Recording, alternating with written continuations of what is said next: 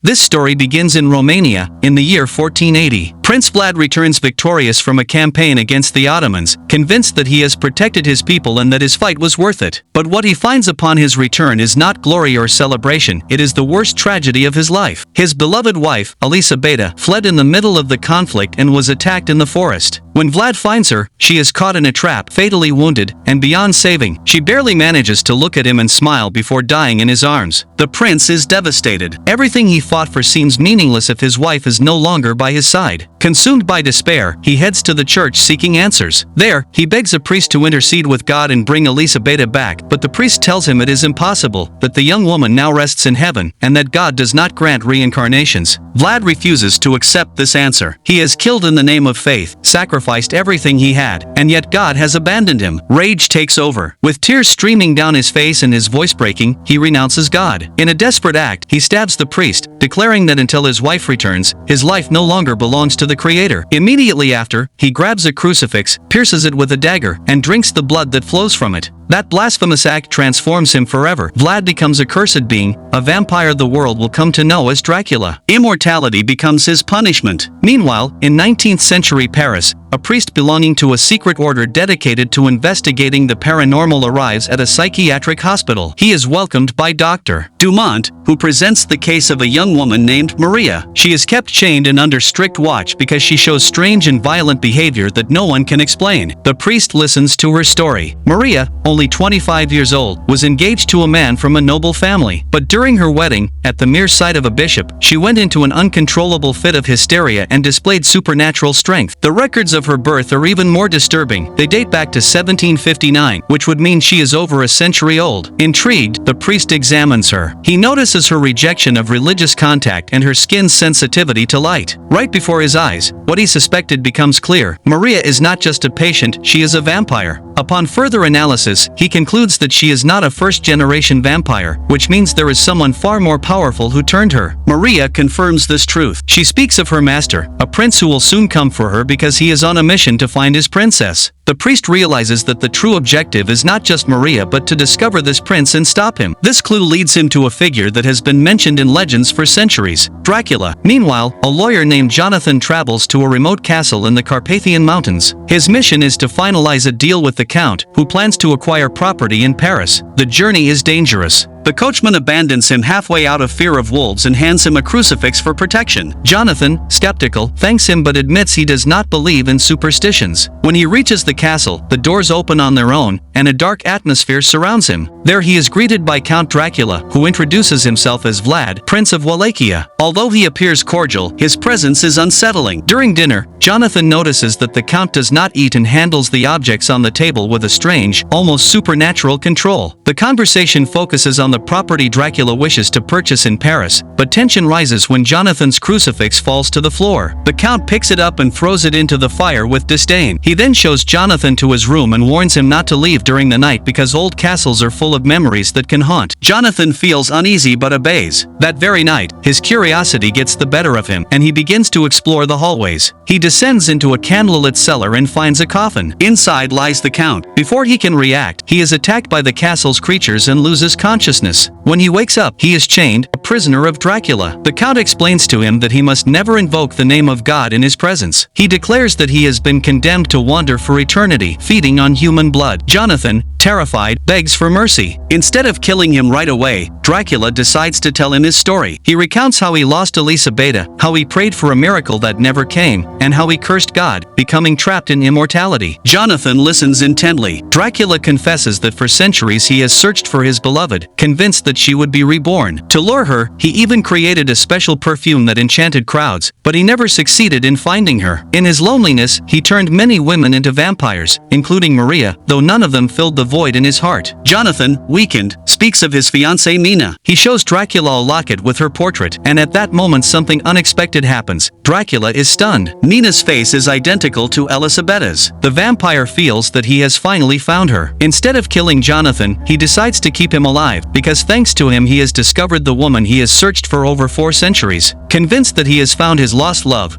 Dracula begins preparations for his trip to Paris. While Jonathan remains imprisoned in the castle, weakened and unable to escape, the Count makes arrangements to get closer to Mina. In Paris, Maria's case continues to attract attention. The priest investigating her works alongside Dr. Dumont, trying to understand how a woman who once seemed normal could suddenly behave like a possessed creature. Maria occasionally speaks of her master, describing him as a prince and insisting that he is searching for his lost princess. These words confirm the priest's worst fears. Dracula is coming, and his true target is Mina, Jonathan's fiancée. Meanwhile, Mina spends time with Maria, as the two have become friends. The young woman offers her companionship, unaware of the danger she faces by staying so close to someone under Dracula's control. Jonathan, still locked away in the castle, fights to stay alive and eventually manages to escape creatures guarding him. Though gravely injured, he begins his journey back, determined to warn Mina of the danger she is in. When Dracula finally arrives in Paris, he makes a public appearance accompanied by Maria. Mina meets him at a social event, where the Count displays his charm and gallantry. From the very first moment, she feels a strange pull toward him and a haunting sense of familiarity. Dracula gazes at her intensely, convinced he is standing before Elisabetta reborn. Mina, surprised by his attention, tries to keep her distance, but something inside her begins to stir. The Count takes every opportunity to get closer to her. He speaks of nature, of his castle in the Carpathians,